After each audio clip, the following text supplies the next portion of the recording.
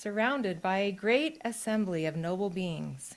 Among them were the Bodhisattvas, Maitreya, Ratna Vairocana, and Santimati, their minds radiant with wisdom, free from greed, anger, and ignorance, their hearts softened by boundless compassion. The air was fragrant with lotus blossoms, and the hearts and the assembly gathered were in reverence, their eyes fixed on the Tathagata, Shakyamuni Buddha, eager for his words. Ratna Vairocana rose. He adjusted his robes, bowed deeply, and addressed the Buddha. Blessed One, teacher of gods and humans, how do bodhisattvas cultivate compassion that embraces all beings, including themselves? What qualities purify the heart to create a Buddha realm of peace and liberation? The Buddha, his voice like a gentle stream, replied, Noble son, your question is excellent, for compassion is the root of awakening. Listen well and hold these words in your heart. I will explain the path to boundless compassion. Bodhisattvas cultivate 4 qualities: contentment with simple robes, generosity in giving without expectation, patience in the face of suffering, and diligence in relieving the pain of others. These qualities tame the mind, making it easy, as vast as the sky, clear as a lotus pond, and unshaken by the winds of affliction. Compassion begins with seeing suffering, your own and others, as waves on the same ocean. To cultivate it, first offer kindness to yourself, saying, may I be gentle with my pain, may I find peace. Then extend this wish to loved ones, strangers, and even those who cause harm, saying, may you be free from suffering, may you dwell in joy. This practice is called loving kindness. It softens the heart, dissolving barriers between yourself and others. Further, practice giving and taking. Visualize breathing in the sorrow of all beings as a dark cloud, letting it dissolve in your heart's light. Exhale relief like a radiant moon to all who suffer. Include yourself in this exchange, for self-compassion is a seed of compassion to others. Through this, bodhisattvas become lamps for those in darkness, bridges for those crossing rivers of pain, and protectors for the unprotected. Then Santimati, with folded hands, asked, Blessed One, why do some Buddhas, like you, choose troubled realms filled with strife, while others dwell in pure realms free from decay? What moves a bodhisattva to such a sacrifice? The Buddha smiled, his gaze like sunlight, and said, Noble son, it is through the power of compassionate vows that bodhisattvas shape their realms. In past ages, I saw beings drowning in the ocean of suffering, torn by greed, scorched by anger, lost in delusion. I made this vow. May I be a protector for those without shelter, a guide for those lost on the path, a boat, a bridge, a haven for those seeking refuge. May I be a lamp for those in darkness, a bed for the weary, a servant for those in need. Like the earth enduring the vast, may I sustain all beings until sorrow ceases, my compassion reaching the ends of space. This vow led me to this realm, troubled by denigration, to teach the Dharma amid strife. A pure realm is radiant, but an impure realm calls forth for greater compassion. For here the suffering is vast, and the need for guidance is urgent. Bodhisattvas choose such realms, not for ease, but to serve. Maitreya had listened intently. Now his heart stirred. He rose and bowed. Blessed One, I will carry this teaching into the next age. When darkness clouds the Dharma, I will recite these words so many beings may awaken compassion, even if they hold but a single verse in their hearts. The Buddha nodded and said, Maitreya, to those with compassionate hearts I entrust this teaching. Let it be a light to the last age, guiding beings to liberation. Even a moment of compassion plants the seed of awakening, ripening across lifetimes. Ratna Vairocana then asked, Blessed One, how may we sustain compassion without faltering when suffering overwhelms the heart? The Buddha replied, Noble son, balance compassion with wisdom.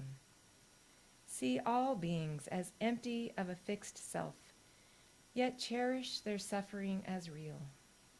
Practice mindfulness, observing pain without clinging or aversion.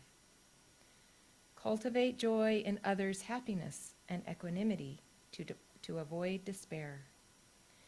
These four immeasurables, loving kindness, compassion, joy, and equanimity, guide the heart, making it a vessel for boundless joy and love. Know that compassion is not a burden but a joy. Each act of kindness, each gentle thought, polishes the mind like a jewel. Even in troubled realms, compassion transforms suffering into the path of awakening. The assembly with devas, humans, and all beings rejoiced at the Buddha's words, their hearts alight with the aspiration to cultivate compassion.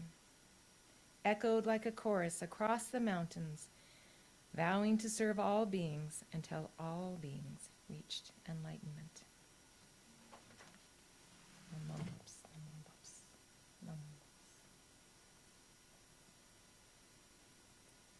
So this Dharma talk by the Buddha, 2,600 years ago, inspires talking about how to cultivate your own compassion.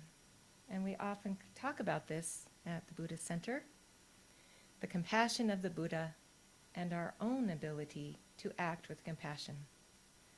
These may be aspects of the same thing, the great compassion. Today we can consider how we can make more compassion. As I share these thoughts, please consider how you might cultivate your own compassion. Cultivating is really a matter of care and attention. Just like gardening, sometimes the garden is not thriving. It needs some help. It needs noticing and having awareness first, and then taking action by working in maybe some fertilizer or soil amendments.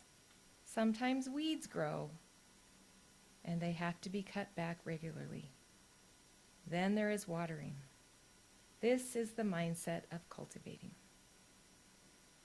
The fertilizer of our compassion is mindfulness, opening our eyes to the real suffering of all sentient beings. Life can be very hard at times. Acknowledging that and being open to that truth is an important part of cultivating compassion. We also need some soil amendments. We need to engage our minds with both inspirational and practical stories of kindness. Hello, little sentient being. Did you want to hear the Dharma? Good.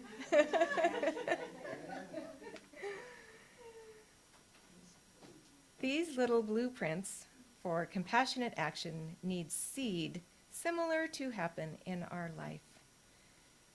Because weeds will grow.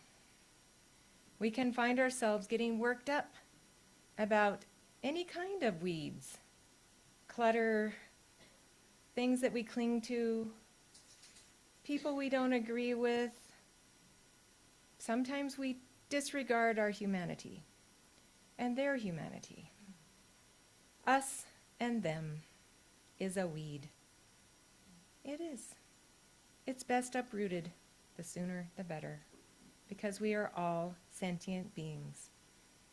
The longer you leave a mind weed to grow, the more the roots will establish.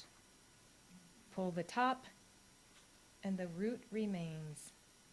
Left untended, and they can be very hard to root out. The basic weed of inaction is most common. Sometimes we get so overwhelmed, we are paralyzed.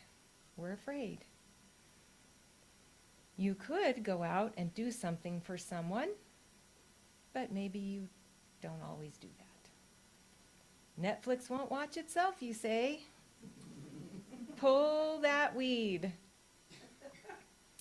Then there is watering. How do we water the seeds of compassion that we sow? We can water them with encouragement. We can water them with honest appraisal of their effects in the world. It seems small, but this is part of the Buddha's compassionate action in the world. This cultivating is a normal Buddhist activity. Really, it's any activity. You don't have to be Buddhist to do this. If we make a habit of a way of thinking as an activity of mind, remember we consider in Buddhism there to be 6 senses. Well, we all know about touch and hearing and taste and smell and sight. But there is also the mind. Just as we can cultivate the sense of taste for fine food, or cultivate the sense of appreciation for beautiful music, we can cultivate our mind to be compassionate. We can really repath our brains to be more compassionate. We can change our mind. How do we do that? We can do it through everyday practices in life. Mindfulness. Karuna, compassion, it's a Sanskrit word, karuna, is at the heart of the Buddha's teachings. When Buddha was asked by Ananda, his favorite attendant, also his cousin, would it be true to say that the cultivation of loving kindness and compassion is part of our practice? Asked Ananda. The Buddha replied, no. It would not be true to say that the cultivation of loving kindness and compassion is part of our practice. It would be true to say that the cultivation and loving kindness of compassion is all of our practice. Compassion is the feeling which arises when we regard all beings with loving kindness, but then overlay that with seeing the universal experience of suffering. They all have their troubles just like us. This suffering can range from a subtle feeling of ill ease all the way to a horrible tragedy. We see it and we want to do something about it. The difference between sympathy and compassion lies mainly in the depth of our engagement and our response to suffering. In sympathy, we are feeling for someone. It's an emotional reaction. Like sorrow or pity, when you see someone in pain, sympathy tends to remain at the level of observation. That's so sad when you see someone in pain. It's often passive. There's no necessary action that follows. Sympathy unintentionally creates a distance or a separation. Often passive, there is no necessary action. But through the lens of compassion, we are feeling with someone, adding in an urge or a compulsion to help. Here, our compassion involves empathy, understanding the person suffering from their perspective. Compassion is active in the world. I see your pain, and I want to help to ease it. Our mindfulness motivates action, offering first presence, listening, then support, or aid as possible. The Kanon Bodhisattva, the Bodhisattva of compassion, she is the one who hears the cries of the world. Avalokiteshvara, Kanon, Kuan Yin, compassionate action, is listening. Compassion is rooted in connection and shared sentience. Since we are all interconnected with all beings, your suffering is my suffering. There is no way to separate it out. The central Buddhist virtue, karuna, arises not from just witnessing suffering, but from a deep awareness of our interdependence. True compassion naturally leads to action, and we wish to relieve suffering. It's not just symbolic, not just an observation from afar. The Buddha's first noble truth says, there is suffering. All sentient beings experience suffering. It is pervasive in one form or another, but so is compassion. The ability to empathize with the suffering of all beings needs to be all-pervasive. Compassion is a desire to free all beings from their suffering, and more important, from the causes of suffering. Compassion just does not alleviate symptoms, but aspires to end the causes of suffering, which basically are the three poisons. The poisons of greed, anger, and ignorance. Our teacher at Reno Buddhist Center, our founder, Dr. Matsunaga, recommended this metta meditation as the best way to cultivate compassion. And we can do this together right now. It's an active way to cultivate compassion in your own mind and body and heart. So settle in, get comfortable, get grounded in your rootedness to the earth. Close your eyes if you're comfortable. Take a few moments to just sit with your breath, breathing in through your belly, breathing out. Let go. Breathing in, compassion. Breathing out, judgment. Breathing in, loving kindness. Breathing out, negativity.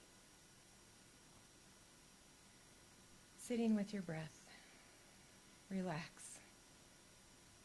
And start by visualizing someone you know who is suffering. Take a few moments to visualize them in your mind's eye and extend them the warm embrace of compassion. Someone that you would like to see free of that suffering. And repeat to yourself, may they be free from suffering and its causes. May they be free from suffering and its causes. May they be free from suffering and its causes.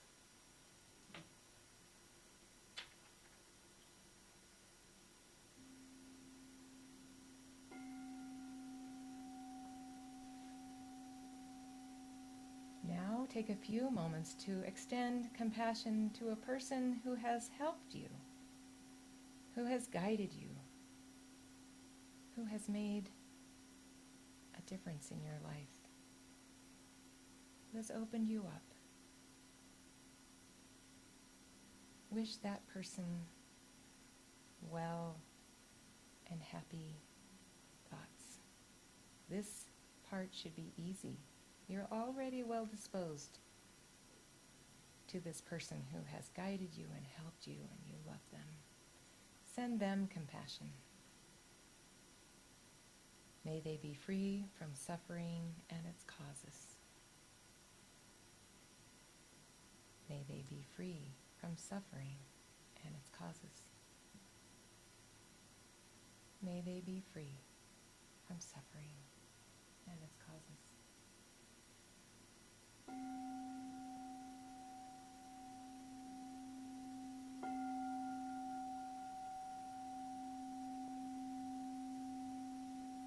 Now take a moment to extend compassion to a stranger, to someone you don't know well,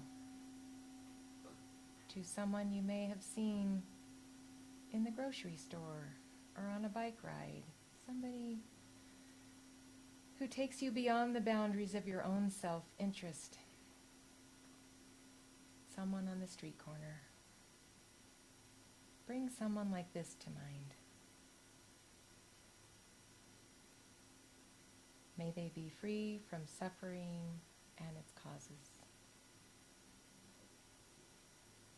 May they be free from suffering and its causes. May they be free from suffering and its causes.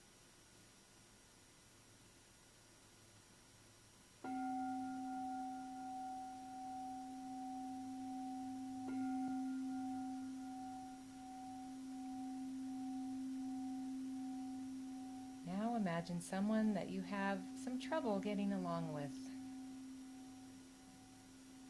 Someone who is difficult to have a conversation with.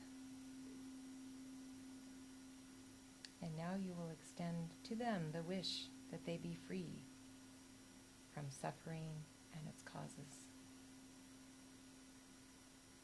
This is a difficult thing to do, but it is so needed. Please suspend judgment and extend compassion to this person who is likely struggling and likely needs your compassion. May they be free from suffering and its causes. May they be free from suffering and its causes. May they be free from suffering and its causes.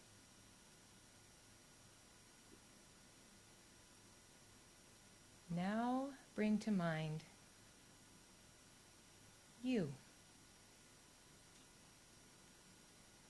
Put the image of yourself right in front of your mind's eye and extend your arms in a warm, loving kindness embrace of self-compassion. This also may be a bit difficult. We're very self-critical. Please extend the golden glow of loving kindness, beauty, non-judgment, acceptance to yourself. May I be free from suffering and its causes. May I be free from suffering and its causes. May I be free from suffering and its causes.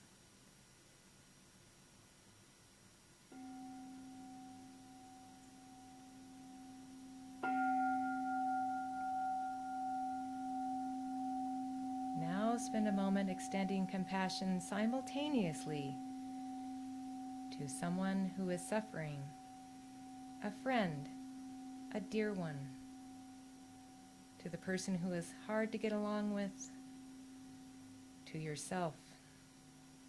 This equalizes your compassion and cultivates equanimity. May all of us be free from suffering and its causes. May all of us be free from suffering and its causes. May all of us be free from suffering and its causes.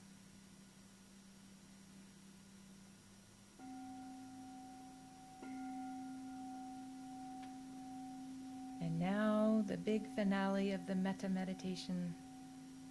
Spend a few moments trying to imagine, extending your imagination, freeing all beings in all 10 directions. Compassion has no boundaries and leaves no being out.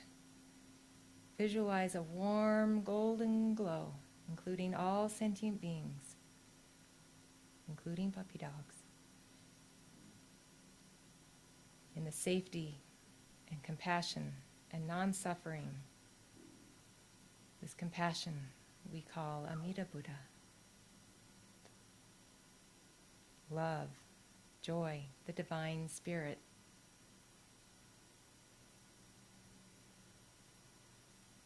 May all sentient beings of the 10 directions be free from suffering and its causes.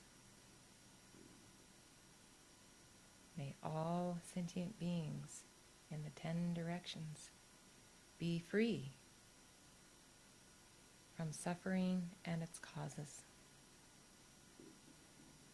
May all beings in the 10 directions be free from suffering and its causes.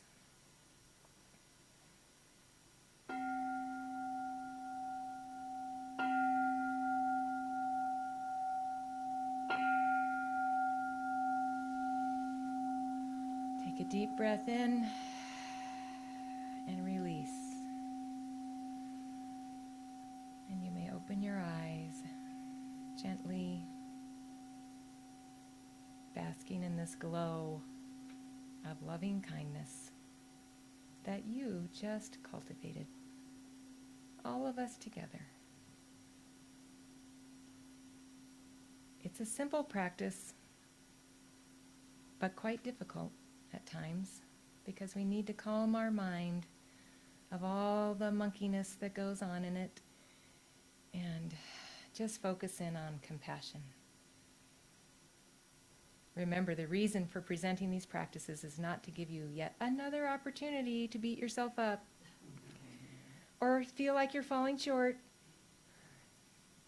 Instead, this is something you can do, and it matters.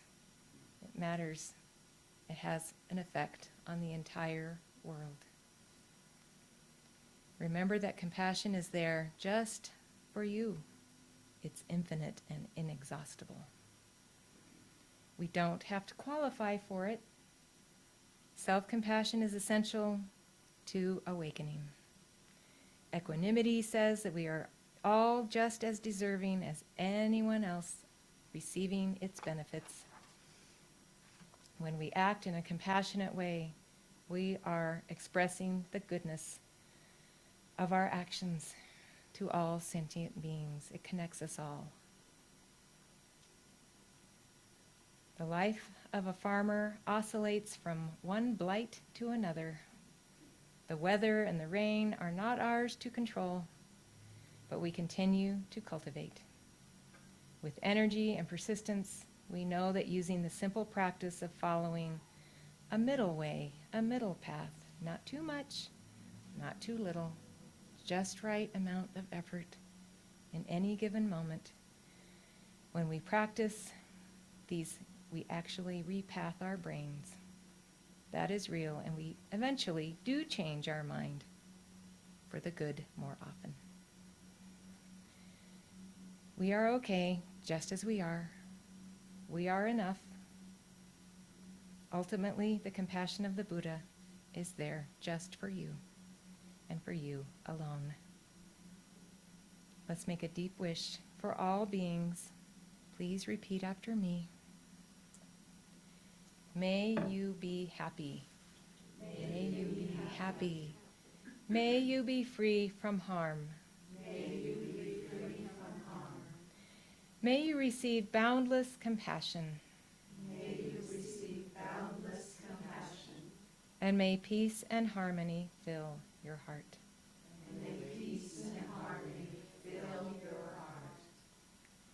Namo Bos, Namo Bos, Namo Bos. I wanted to end with one more thing you can do if you like to chant. This is another kind of active form of meditation, and it's a mantra from Kannon Bodhisattva. Om Mani Padme Hum. It's another way to cultivate compassion. It's a different form of meditation. You can cultivate the loving kindness metta prayer in your mind as you chant it, or focus on the beauty that surrounds you, anything that just cultivates more compassion. So let's chant this together. I'll chant it a few times. Just follow me.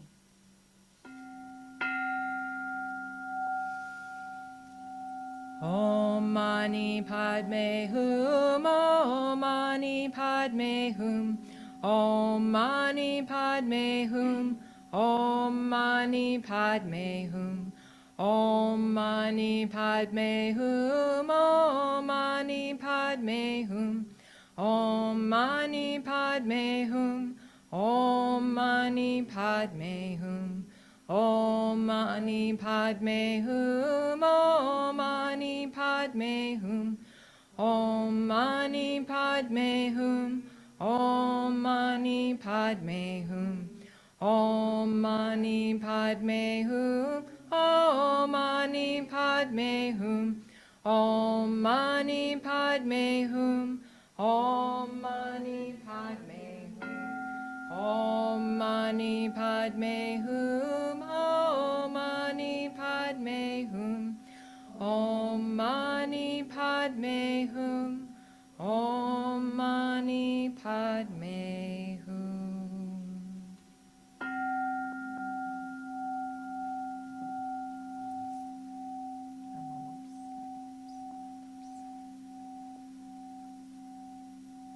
Thank you very, very much for having me. And